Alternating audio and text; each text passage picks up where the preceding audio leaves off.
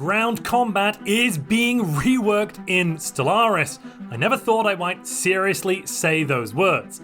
We are not getting the rework many of you wanted, I suspect.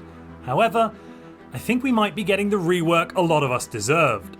If you are hoping to say goodbye to the discs and the system of actual fighting, unfortunately, that is remaining unchanged.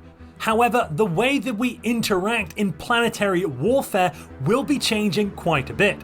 We're going to be able to conquer planets without necessarily even setting foot on there or even having to build any armies. Additionally, I have a list of biblical proportions to go through in terms of reworks. We're getting science ship automation reworks, capital world designation reworks, message reworks, key rebinding, a fleet manager overhaul, and the return of the fabled sector editor. To make digestion of all of this a bit easier, I have put chapters down in the description. You can jump around to whichever section you'd like to see. But without any further ado, let's dive in and find out what is going on with Stellaris 3.8. The very first thing I need to talk about though is that the 3.8 Gemini open beta is now live.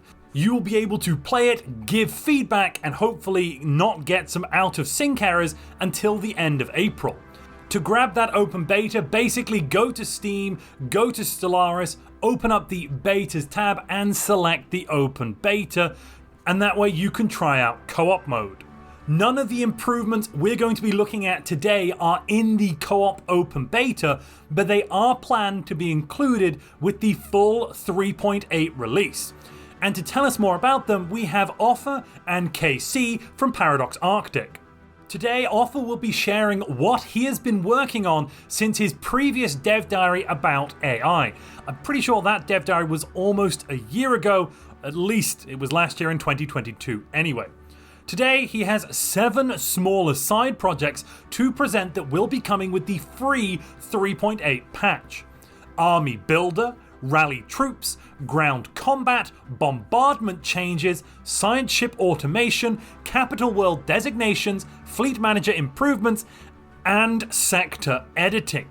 If there is nothing amongst those titles that you're excited for, I would be very, very surprised.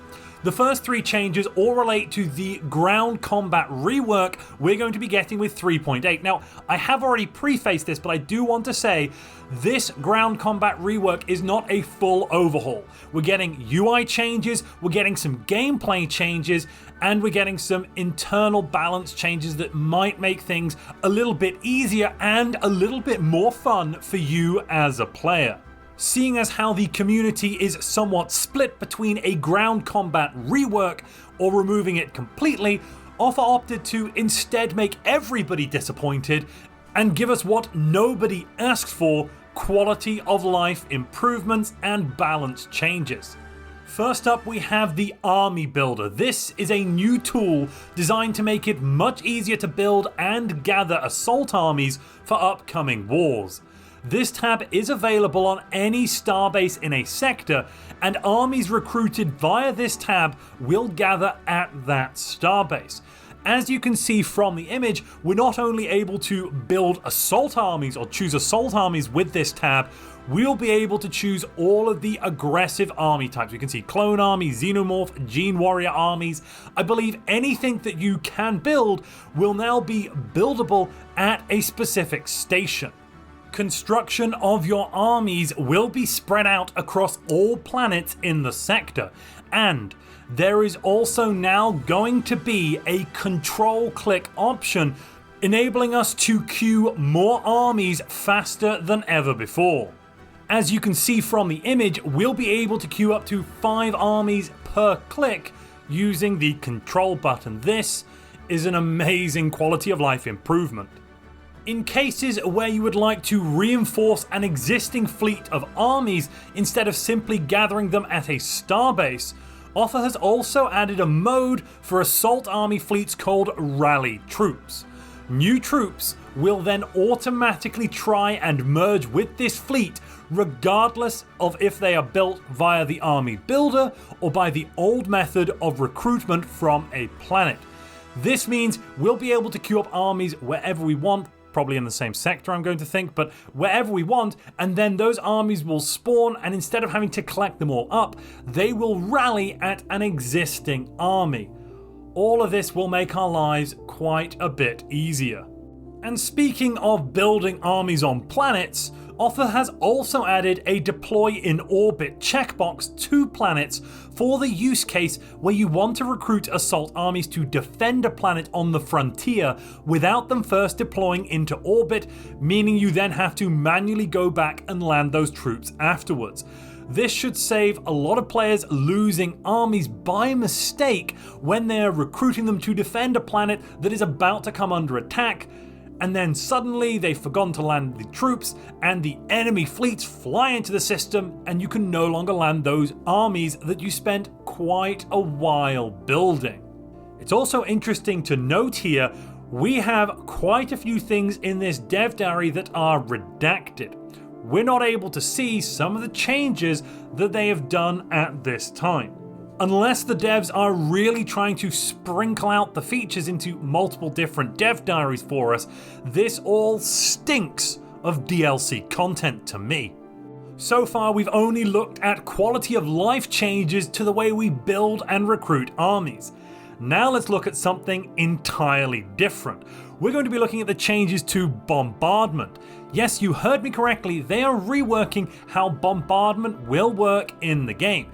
It's more of a rebalance than anything. However, a crucial feature that will be coming now is the ability to capture planets without ever building armies. Yes, you heard right, we're going to be able to capture planets without ever needing to build an army. And if you're enjoying this video, please bombard the hell out of that like button. If you really hate ground combat, then Stellaris has good news for you. Orbital bombardment will now be able to take control of planets, in most cases, when they have completely killed all defending troops. There are some exceptions. For example, your pops will never surrender to an enemy that are fanatical purifiers, as they would be purged and all die anyway.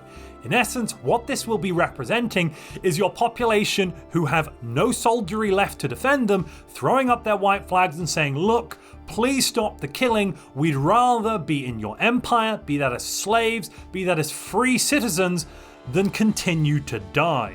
I think that's very realistic. Honestly, if anything, I'd like them to go one step further and have some sort of surrender chance with planets that are under heavy bombardment. Even if all ground forces aren't destroyed and defeated, it would make thematic sense for sometimes your planets to surrender, especially if they are pacifist or a whole host of other modifiers I can think of that might alter that surrender acceptance chance. There will also now be a policy where you can choose to refuse the surrender of enemy planets. However, your defenseless planets will still prefer to surrender to non-genocidal or hive mind enemies to spare their own lives. Honestly, I don't know why you would ever prohibit orbital surrender. Why would you not want the enemy to surrender once they are happy to surrender? I really am struggling to think of a situation where you would like to be forced to bring up your own ground troops to land them, to force them to surrender. Yeah, and if you didn't want the surrender, why are you bombarding the planet anyway? I really don't understand this policy unless we're getting some new features coming in 3.8 that have not been talked about. Just put that as a big unless in your mind.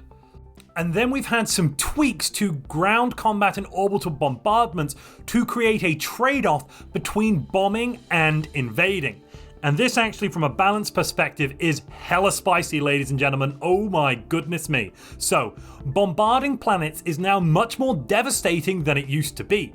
More pops will die, and buildings and districts will be ruined in the process. This also adds a trade-off between the orbital bombardment stances. Doing selective bombardment, for example, will be slower, but far fewer pops will die in the process compared to indiscriminate bombardment. Orbital bombardment will now scale with the amount of ships bombarding. At the moment, there is a maximum amount of bombardment damage you can do when you have a certain amount of fleet power. I think it's 50,000, it may be 100,000, I can't remember off the top of my head, but in essence, the way it will work is now going to change. Previously, I believe it was linear. Now it is no longer going to be so. There will still be a maximum amount of bombardment damage you can do simply because of the mathematics of what's going on here, but that maximum will, it seems, be different and tied into the number of ships you have in a slightly more complicated way. So for the first 100 fleet size worth of ships, you will get full damage. After each additional 100 fleet size, you will add 70% of that efficiency. For example, 300 fleet capacity worth of ships will deal 100% plus 70% for 170, plus 70% squared for an extra 49%. That would give you a total of 219% worth of bombardment damage. However, due to the diminishing returns of this equation, you will cap out at about 333.33 recurring, etc. percent fleet capacity. I haven't actually done the maths. It's probably the rounding is probably just above that, but I mean, also we are dealing with matchups here, so there's going to be error in the machine rounding. But basically, not to dive too deep into it, but as long as you're sitting at around 1500 naval capacity, you'll be dealing the maximum damage pretty much. 1 or 2% more could be eked out as you get up to about 3000 naval capacity. Even then, these are bonkers high numbers. Most fleets are capped out at around a few hundred in terms of the number of ships we can have in an individual fleet. And we also have naval capacity to take into account there as well. Lots of things. But anyway, this effect, this maximum effect I talked about, will be scaled based on the number of pops or buildings and a planet's size, where highly populated small planets will suffer much greater losses compared to large, sparsely populated planets. That should also mean the longer you bombard a planet, the less damage you will do over time, simply because there'll be less people to kill. That does make sense. If you bombard a planet down into the ground and there's only 1% of the population left, your bombardment becomes less effective to kill that 1% remaining than it was right at the beginning to kill just 1% of the population earlier. Ground combat will also be more devastating to planets than it used to be, but much less so than bombarding. The effect of collateral damage from different army types have also been adjusted. Previously, the collateral damage of army types was linear and not a multiplier, which meant that in practice, high damage, high collateral units like xenomorphs could effectively do less collateral damage on the planet compared to normal troops because they would kill the enemy troops very quickly. This is no longer the case, as the collateral damage modifier now acts as a multiplier on any damage dealt. That is going to be really nasty. Basically, what is going on here is that taking planets engaging in warfare, interplanetary warfare, to secure the resources of another empire will be more costly than ever. I think that makes a lot of sense. I think this is going to make warfare slightly less useful than it has been.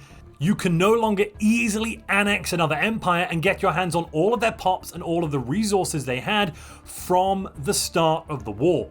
War will have consequences for all involved. But also, I'm still not done. We've got changes coming to planetary capitals. The number of armies they spawn has now been increased. It's now going to be 0, 4, 8, and 16 defensive armies for free based on the tier of the planetary building. So once you get a planetary administration, you will not need to employ enforcers to maintain defensive armies. They will be maintained for free, and thus this is an indirect boost to the unyielding tradition, because planetary armies give unity for unyielding. This means that you're now going to be getting more free unity from your capital buildings, which is definitely a good thing. To summarize the design philosophy of all the changes to ground combat and bombardment, ground combat and orbital bombardment will now be a bigger part of the game, since big planets will automatically have some defenses. Building armies and using them to invade planets will be much easier by using the army builder and rally troops function. small planets with 1 to 25 pops will be primed candidates to be taken by orbital bombardment alone, removing the need to have to manually invade each small insignificant planet or habitat. Important thing to note here, this will affect habitats massively, more so than any other thing. This means that orbital fortress stations made of habitats are going to be less useful than ever before. They will not provide the roadblocks that they used to. Offe has also updated science ship automation. Previously, he made the construction ship automation and planetary automation settings, which was well received by the community, so for 3.8 he decided to also make improvements to the science ship automation. As we can see from this screen, we're now going to get automation settings for our science ships. We'll be able to choose if they explore systems, survey systems, and that's a massive choice straight up there. You could click automation and just send a science ship out to explore the whole galaxy without surveying very quickly. That is a massive quality of life improvement. We can also choose whether or not they investigate anomalies, excavate archaeology sites they find, and research special projects. This is amazing. Thank you, Offe. Thank you, Paradox Arctic. The default settings for 3.8 will be explore systems and survey systems simultaneously.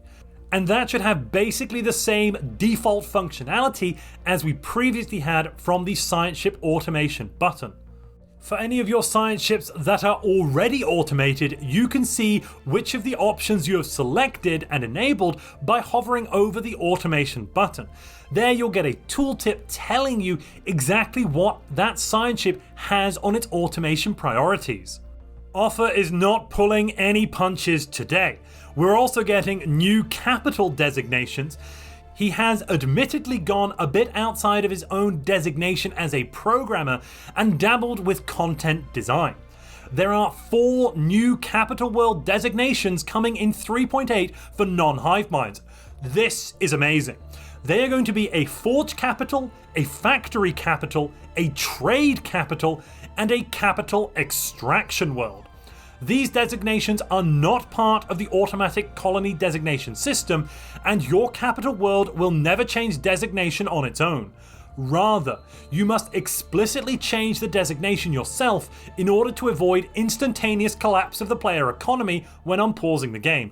That does make sense. I'm glad that feature was added in, rather than just starting the game and flip-flop between goodness knows what, and then yeah, your economy could end.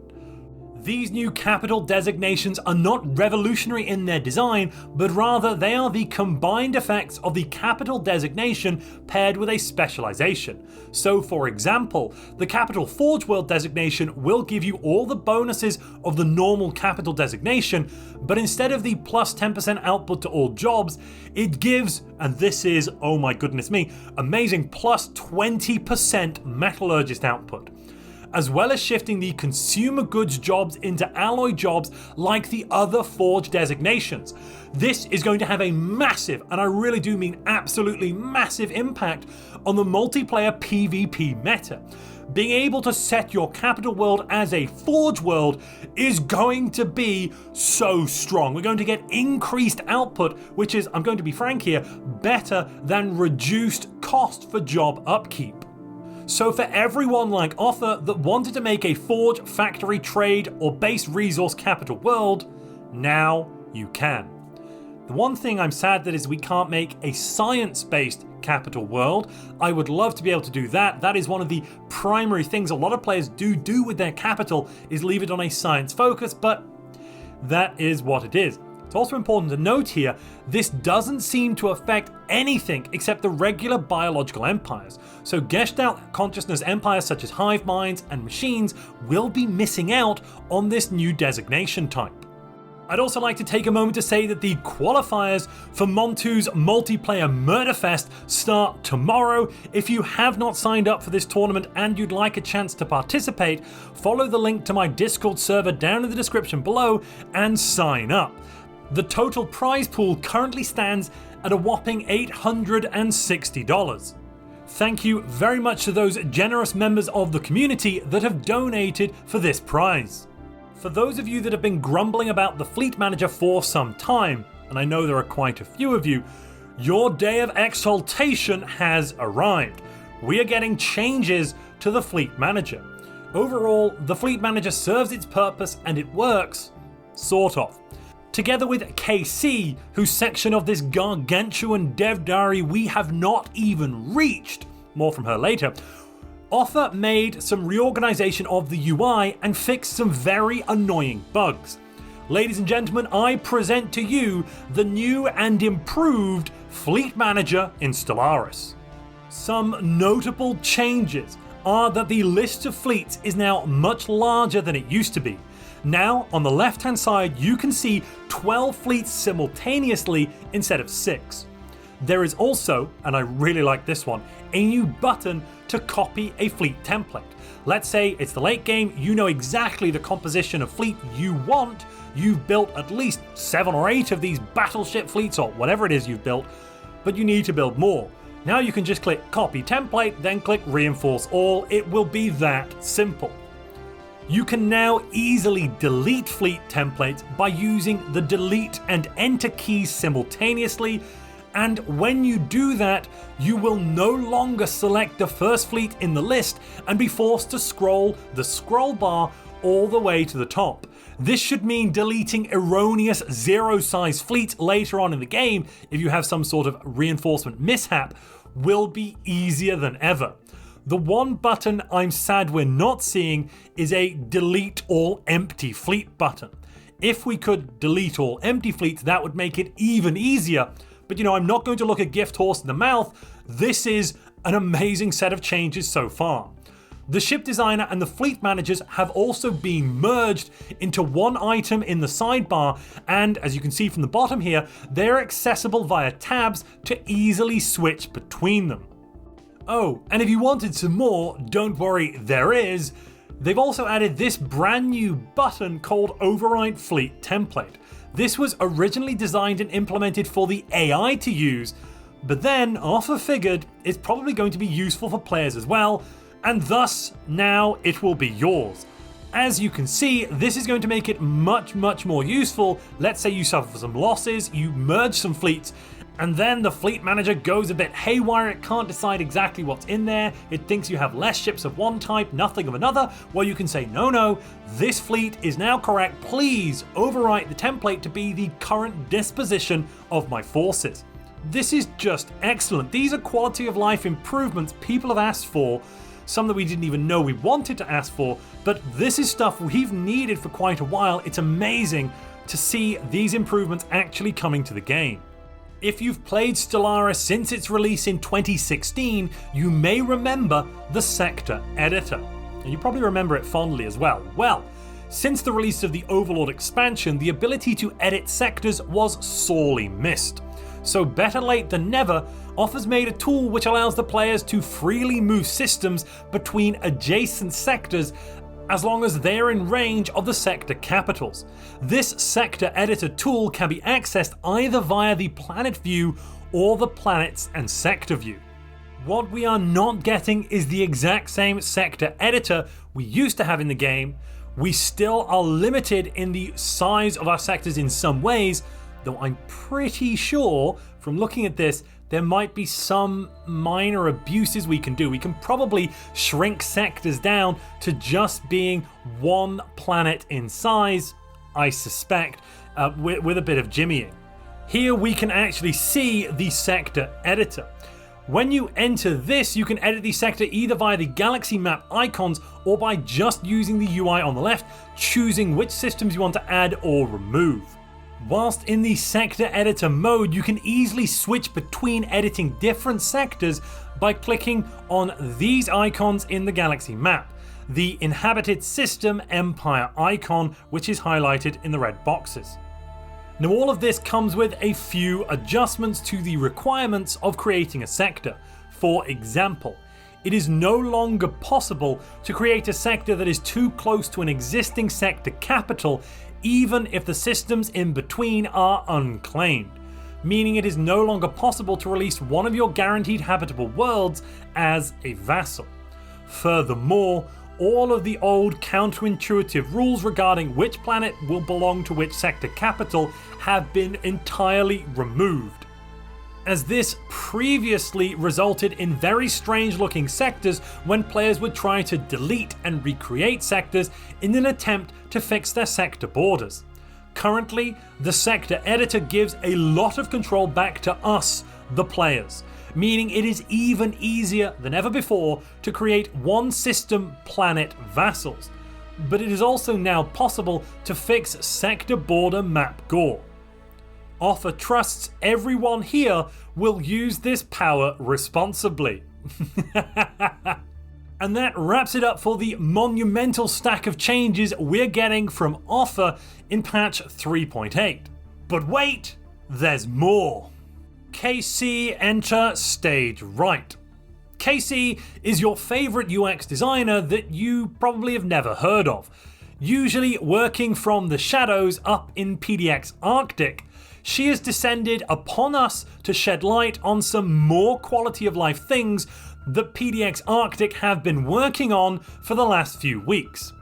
Many people have asked if we could change our key bindings in Stellaris. For a long time, we've been told no, that's not possible. And then KC has to upset everything by telling us, well, it's not possible, but we could do something pretty much equivalent. We're going to be getting rebindable keys for the side menu. Well, not rebindable, but close enough. She has made it possible to customize the order of the items in the menu and thus decide which of them will have the F1 to F10 hotkeys. Technology, you got it. Toggle editing mode by clicking on the little gear icon. The next dragon to slay here is a pet peeve of KC's that she has had since she started on Stellaris a couple of years ago. And this is the lack of different scales of urgency when the game presents information. Since everything is considered equally important, in order to cut through the noise, every new message has to scream as loudly as the others, or even louder. This has led to the barrage of pop-ups and notifications we all know and love to hate. So what she decided to do to fix this, of course, was to make more notifications.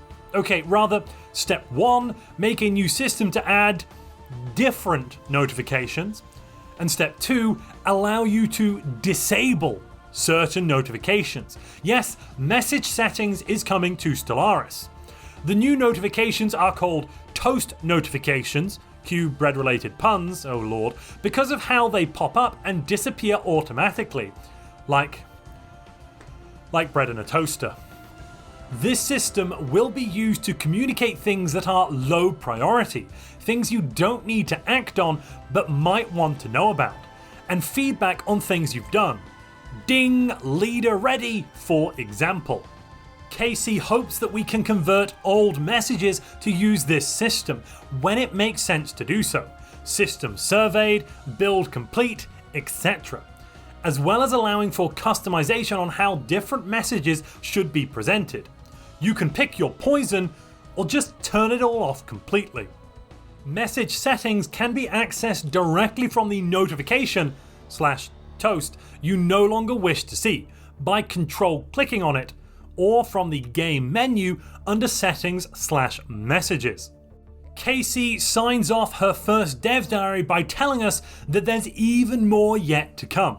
I'm guessing that means we've got even more UX, UI, and quality of life changes coming from her, and I am really excited to hear more about that. It has been fantastic today to see what Paradox Arctic have been working on, and it's a shame Paradox have announced their closure. We have a lot left to go through, apparently, before the Gemini release. And so the next dev diary we're going to be getting is on Tuesday. This means I believe we're going up to a 2 dev diary a week schedule until the release of Gemini or patch 3.8, which as of yet has not actually been announced. We know it's not until sometime after April. I'm guessing it's mid to late May, possibly it's even beyond that. But if we're getting double dev diaries for at least a few weeks, That means we've still got somewhere in the region of 6, 7, 8, or maybe even more dev diaries to go before that release. With that many dev diaries yet to come, it really does make me think, if there's no DLC out there, as Carl Sagan once said, what an awful waste of space.